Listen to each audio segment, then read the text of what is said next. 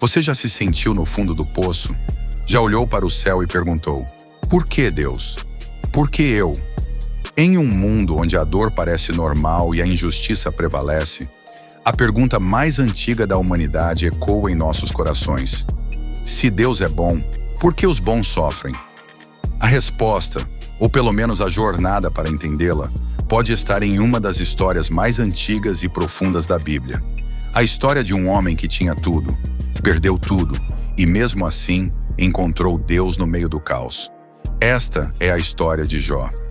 Jó era um homem que vivia na terra de Uz. A Bíblia o descreve de forma clara: homem íntegro e reto, temente a Deus e que se desviava do mal. Jó 1:1. Ele era abençoado com grande riqueza. Possuía milhares de ovelhas, camelos, bois e jumentas, além de uma vasta servidão. Seus filhos e filhas eram numerosos, e sua casa era um exemplo de prosperidade e piedade. Jó não apenas vivia uma vida justa, mas também se preocupava com a santidade de sua família, oferecendo sacrifícios por seus filhos, caso tivessem pecado em seus corações. Jó 1:5. Mas a história de Jó toma um rumo inesperado em um cenário que vai além da compreensão humana. Um dia, os anjos celestiais vieram apresentar-se perante o Senhor, e entre eles veio também Satanás. O Senhor então pergunta a Satanás: de onde vens? E Satanás responde: de rodear a terra e passear por ela. Jó 1:7. Então o Senhor, conhecendo a integridade de Jó, propõe um desafio: observaste o meu servo Jó?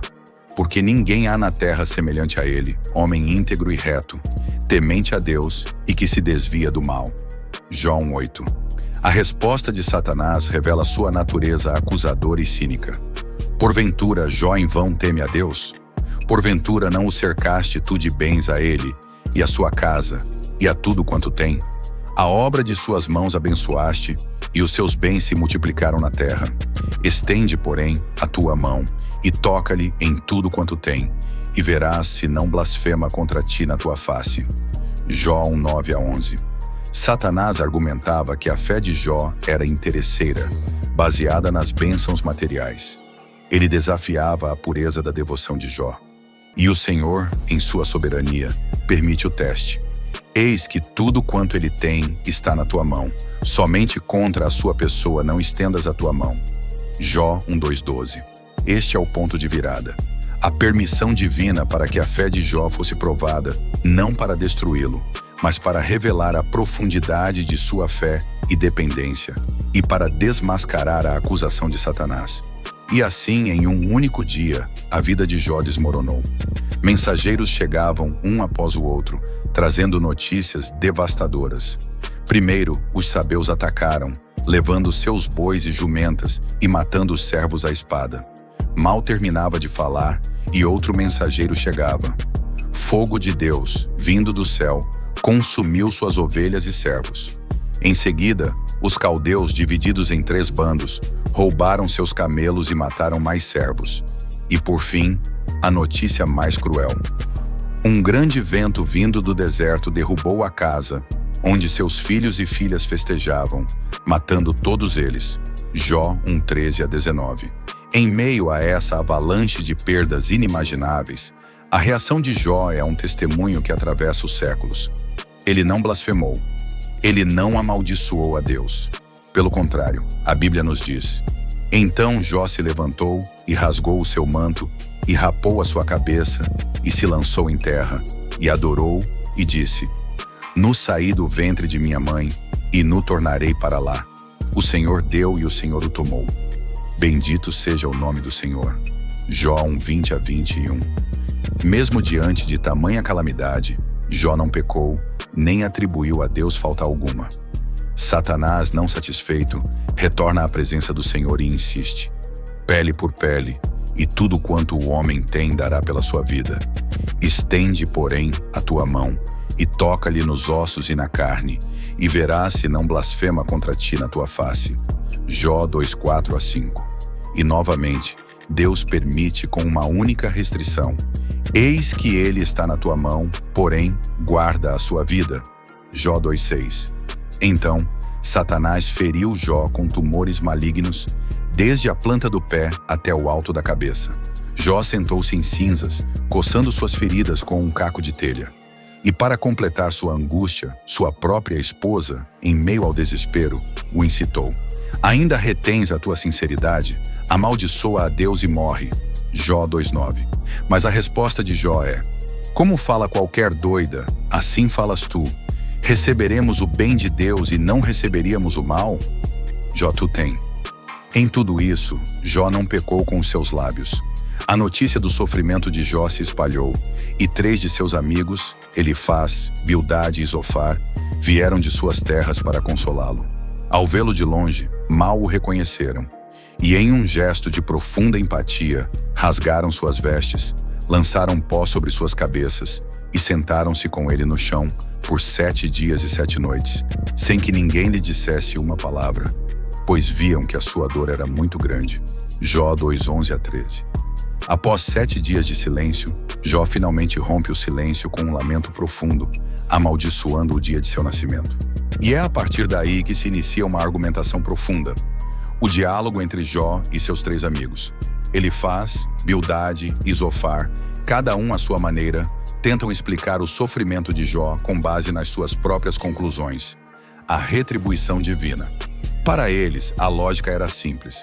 Se Jó estava sofrendo tanto, era porque havia pecado. Deus é justo e os justos prosperam, enquanto os ímpios sofrem. Elifaz, o temanita, começa com uma abordagem mais sutil, mas ainda acusatória. Lembra-te agora, qual é o inocente que jamais pereceu? E onde foram os retos destruídos? Como eu tenho visto, os que lavram iniquidade e semeiam maldade, isso mesmo cegam. Jó 4:7-8. Ele sugere que Jó deve ter algum pecado oculto. Mas Jó, em sua dor, responde com a verdade. Ah, se a minha mágoa se pesasse e a minha miséria se pusesse juntamente na balança, porque na verdade seria mais pesada do que a areia dos mares. Por isso, as minhas palavras foram precipitadas. Jó 6:2-3. Jó anseia por uma explicação, mas não encontra consolo nas palavras de seus amigos. Bildade, o suíta, é mais direto, quase acusador. Até quando falarás tais coisas? E até quando as palavras da tua boca serão como vento impetuoso? Porventura, Deus perverteria o direito? Ou o Todo-Poderoso perverteria a justiça? Jó 8:2-3. Ele insinua que os filhos de Jó devem ter pecado, e por isso pereceram. Jó, porém, mantém sua integridade.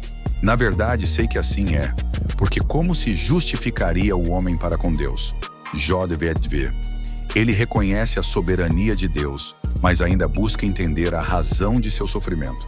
Zofar, o Naamatita, é o mais impaciente e autoritário. Porventura, a multidão das palavras não será respondida? Ou o homem falador será justificado? As tuas mentiras farão calar os homens? E escarnecerás tu, sem que ninguém te envergonhe? Jó 11:2-3. Ele acusa Jó de ser um mentiroso e o exorta a se arrepender de seus pecados. Jó, por sua vez, desafia a sabedoria de seus amigos. Na verdade, vós sois o povo, e convosco morrerá a sabedoria. Também eu tenho entendimento como vós. Não vos sou inferior. E quem não sabe coisas como estas? Jó 12:2-3. Ao longo de 3 ciclos de discursos, os amigos de Jó insistem em sua teologia simplista, enquanto Jó, apesar de sua dor e confusão, se recusa a confessar um pecado que não cometeu. Ele anseia por um encontro com Deus, por uma explicação direta do próprio Criador. Sua fé não se baseia em uma troca de favores, mas em um relacionamento profundo e verdadeiro, mesmo em meio à escuridão. Ele declara: porque eu sei que o meu Redentor vive e que por fim se levantará sobre a terra. E depois de consumida a minha pele, contudo, em minha carne verei a Deus. Jó 19:25-26. Quando os 3 amigos de Jó se calaram, sem mais argumentos, surge uma nova voz. Eliú, um jovem que havia permanecido em silêncio até então, começa a falar indignado, tanto com Jó por se justificar mais a si mesmo do que a Deus, quanto com os amigos de Jó, por não terem encontrado uma resposta adequada e ainda assim condenarem Jó. Jó 32, 2 a 3. Eliú se apresenta com humildade, mas com a convicção. Eliú declara que Deus é maior do que o homem e que ele fala de diversas maneiras, inclusive através do sofrimento, que pode ter um propósito para ensinar, visando o crescimento e a dependência. Ele enfatiza a justiça e a soberania de Deus, que não precisa se justificar perante o homem. Para Eliú, o sofrimento não é necessariamente um castigo por um pecado específico, mas pode ser uma forma de Deus se comunicar e refinar a fé. Jó 33, 14 a 18, 36, 15 a 16. E então, quando a discussão termina, ouvi a voz de Deus no meio de um redemoinho. Deus não responde diretamente às acusações dos amigos, nem explica a Jó o porquê de seu sofrimento. Em vez disso, ele confronta Jó com uma série de perguntas retóricas sobre a criação, a natureza e o universo, demonstrando sua onipotência, onisciência e soberania absolutas. Deus pergunta a Jó: onde estavas tu quando eu fundava a terra? Faze-mo saber se tens inteligência. Jó 38, 4. Deus descreve a vastidão do cosmos, o poder das forças naturais, a complexidade da vida animal, do leão ao corvo, do jumento selvagem ao behemote e ao leviatã. Ele mostra a Jó que sua sabedoria e poder estão muito além da compreensão humana. A intenção não é humilhar Jó, mas colocá-lo em sua devida perspectiva diante da grandeza do Criador. Deus não oferece uma explicação lógica para o sofrimento, mas revela a sua própria majestade e o seu controle sobre todas as coisas. Diante da magnitude da revelação divina, Jó se humilha profundamente. Ele reconhece sua insignificância e sua limitação em compreender os caminhos de Deus. Sua resposta é de arrependimento e adoração. Por isso me abomino e me arrependo no pó e na cinza. Jó 42, 6. Jó não recebeu uma resposta para sua dor, mas teve um encontro pessoal com o Deus soberano. E esse encontro transformou sua perspectiva e restaurou sua paz. Após o seu encontro com Deus, Jó é instruído a orar por seus amigos, pois eles não haviam falado o que era reto a respeito de Deus, como Jó o fizera. E a Bíblia nos diz: e o Senhor virou o cativeiro de Jó, quando orava pelos seus amigos. E o Senhor deu a Jó o dobro de tudo o que antes possuíra. Jó 42, 10. A restauração de Jó não foi apenas material, mas uma demonstração da fidelidade de Deus para com aqueles que o buscam de coração, mesmo em meio à dor.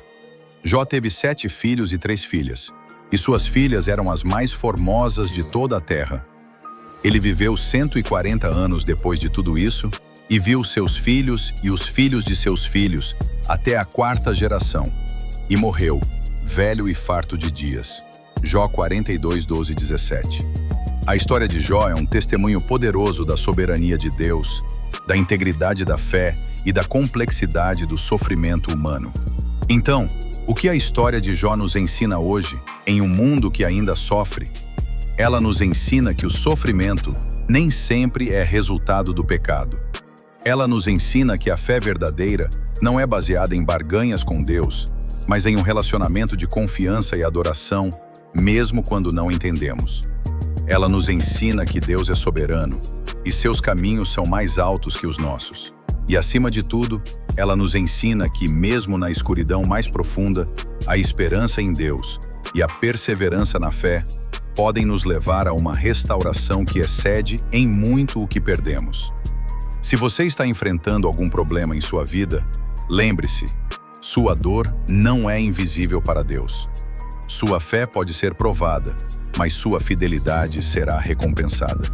Que a história de Jó inspire você a manter sua integridade, a buscar a Deus acima de todas as coisas e a confiar que, no final, o Redentor vive, e Ele tem um propósito para cada lágrima. Compartilhe essa mensagem de esperança e fé. Deixe seu comentário e nos diga o que a história de Jó significa para você. Que Deus abençoe a sua jornada.